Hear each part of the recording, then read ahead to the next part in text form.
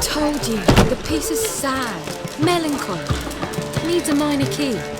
But I wanted to ruin everything. We're starting emo. How are things, Dudu? So, I suppose. Might have been days in the past when I'd have said, wonderful. But I can't complain. I'm in one piece, not bound to a stake atop a pyre. Gotta admit, your Menga, it's a brilliant impersonation. Don't remind me. I'm rather disgusted. Come on, he wasn't all out terrible. You understand nothing. A Doppler assumes more than a man's external appearance. I've learned what a scoundrel had knocking about in his head. Once I became him, not an hour passed before I felt the urge to break a sorceress's fingers. After 2, I caught myself lusting to impale someone, and immediately after that, it hit me. The paranoid fear of a Doppler conspiracy. Dudu, tell me, the halfling Biberveld goes from being a prosperous merchant to being a pauper. How? Prefer the long version or the short? Short, please. The war. I was under the impression merchants grow fat on wars. Some do, but I've a serious personality flaw. I'm honest. I could not reap profits from the suffering of others. I paid taxes. I never cooked my books. And then a ship full of my goods sank. I pulled through somehow, but then a second fell prey to Skelligan raiders, rendering me insolvent. When inflation hit and interest rates rose, I, at long last, fell. Ever considered leaving? Forgetting Novigrad altogether? What for? To pass from the frying pan into the fire? The war's not yet crept here. Famine's not kicked at our door. Not that the future's looking rosy. But you don't have to be human. Maybe you could try something else. I've assumed many forms over the years, and in spite of all, life as a human has proven most interesting. After all, you humans rule the world. Take care of yourself, Dudu. Oh, those bigots haven't the cunning to strip me of this task.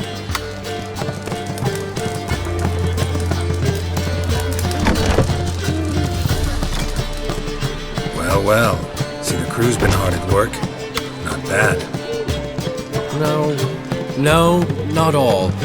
But I'd imagine something more, more theatrical. Don't you like him? But I thought a boudoir would be right in line with your tastes. Oh, you chose it. Well, I'm not saying it's bad, just different. Not exactly what I'd envisaged. Now that I think about it, you're absolutely right. A boudoir's the perfect setting for a cabaret. What about Rotlick? Did you get the placards? Rotlick said he'd bring them on his own. Should be here soon. Great! The best way I can think of to promote the chameleon. Never mentioned wanting to change the name. Rosemary and Thyme wasn't all bad, but it conjured images of Temerian cuisine served by waitresses in peasant garb. Chameleon's a lot better for a cabaret, apart from which it emphasizes that the place has undergone a transformation. Just a better ring to it all round. What about choreography? Prepared anything special for the opening? We haven't, but Polly has. She's priceless. Came in and brought the girls in line before I could say knickers. Premier will have the audience on their feet, on their knees, both at the same time. Guess everything's ready. So when's the opening? Soon. We start our dress rehearsal in an hour. I just need to nip back home for my dress.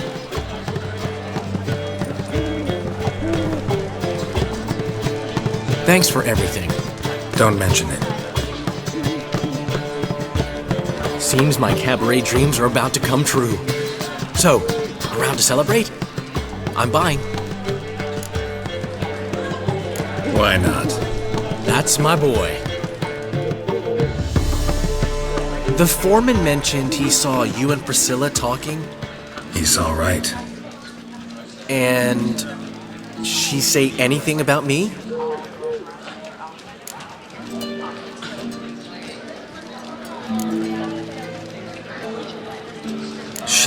said something that made me think she's not entirely normal. What? That you're responsible, got your feet planted firmly on the ground. You're pulling my leg. Not this time.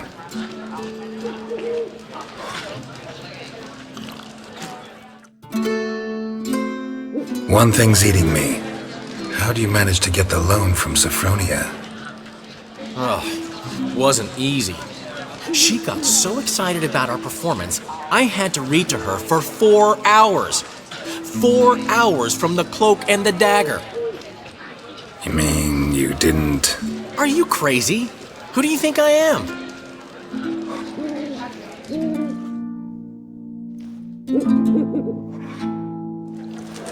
She's late, of course. She knew how important this night was to me. Of course she did.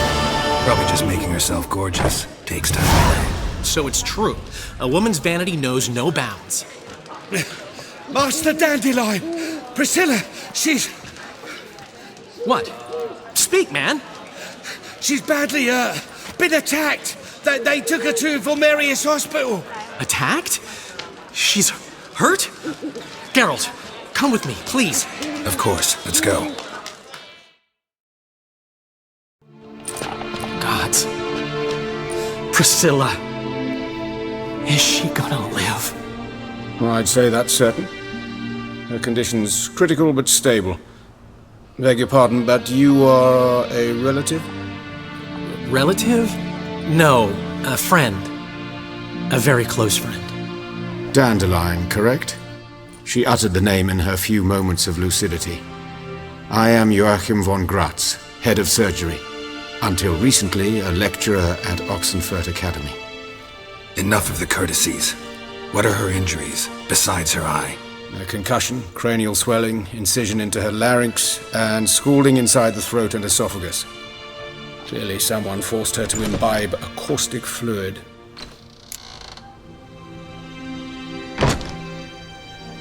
So this was no ordinary attack, no robbery. Clearly not. It was the act of a demented mind, and not its first. How can you know that? I've seen wounds like this. They're not the kind one would forget, don't you agree? In fact, just this week a corpse turned up in the morgue with similar injuries. And no heart. No heart? You mean that might have happened to Priscilla? Is someone looking into this? This is Novigrad. Only the innocent burn here. Geralt, I know I owe you 100 times over, but I need to ask you another favor. Find the bastard who did this. Find him. And kill him. Don't need any convincing. Come on, Dandelion. Let's think about what we can do. I would suggest examining the previous victim's corpse. It has yet to be autopsied. Doing so could very well provide some clues. No need to look astonished, gentlemen. As a surgeon, I know the importance of preventive medicine. Rather than wait for this maniac to strike again, I'd prefer to excise him. Not unlike a tumor. Great analogy, but this tumor's not gonna sit there, wait to be excised. Appreciate the help, but I doubt you know what you're getting yourself into. I know perfectly well, and I assure you I can take care of myself. Easy assurance to make, harder to back up, especially if you've spent your whole life wielding a scalpel, not a sword. Look at this scar. Don't be shy. Any idea what leaves such a mark? A flail. Morningstar, maybe. What do you think? A blow sustained at the operating table? No? Let me repeat. I know what I'm doing, and I wish to help. Think they'll let me into the morgue? By the main entrance, certainly not. But you can also get inside through the sewers. The sewers. Travel them often, Doctor? As often as required for, the pursuit of preventive medicine. Alternative treatments. Aggressive ones, I'm guessing. Interesting. We can discuss this en route. Are you ready? Mm-hmm. Ready and intrigued. I'll get whoever did this, Dandelion. Even if it's Hierarch Hemmelfart himself. Thanks.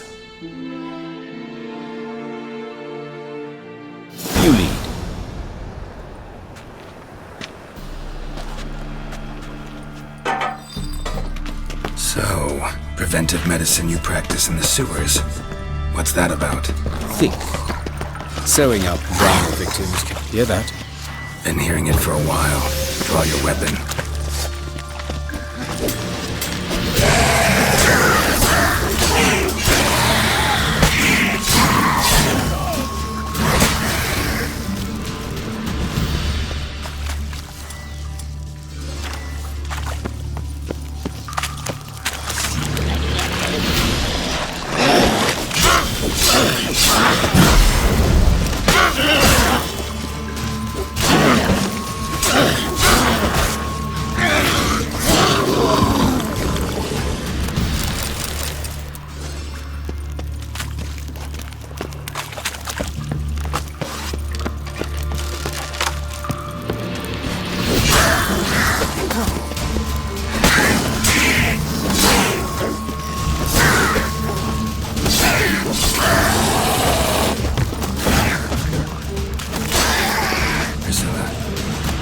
How's it look? Give it to me straight, no sugarcoating.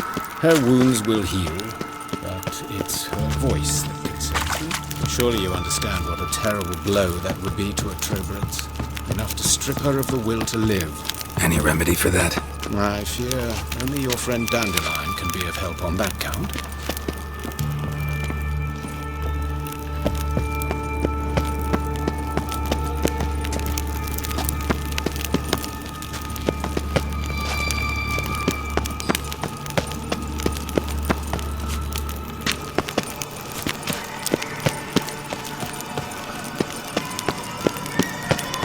Take the ladder.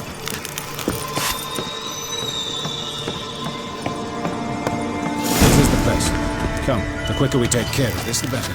Why? Got somewhere to be? Someone might disturb us. The coroner, for example. Or Reverend Nathaniel Pastodi. Very well. We seek the corpse of a dwarven woodcock. But of course. Yes? What is it?